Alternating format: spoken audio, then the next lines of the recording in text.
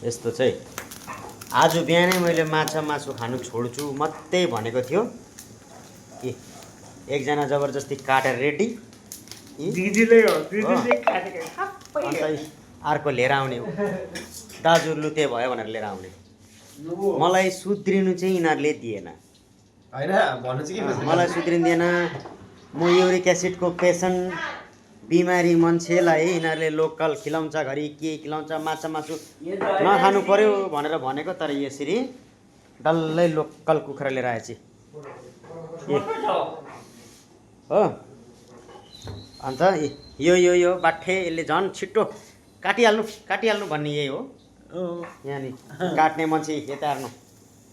तपाईँलाई पाप लाग्छ दिदी म माछा मासु छोड्ने मान्छेलाई मलाई लाग्यो र अझै छ है एक दुईजना मलाई बिगार्नुमा चाहिँ मेरो एउटा भाइ पनि छ जसले चाहिँ मलाई जबरजस्ती मासु खिलाउँछ क्या जबरजस्ती मासु खिलाउँछ अन्त आइतबार त आउनै हुँदैन क्या आइतबार चाहिँ उसले टक्कै दाजुलाई फसाउने पनि छ एउटा भाइ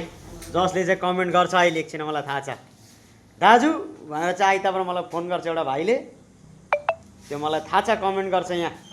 कमेन्ट गरेर भन्छ दाजु मैले होइन है भनेर भन्छ मलाई ए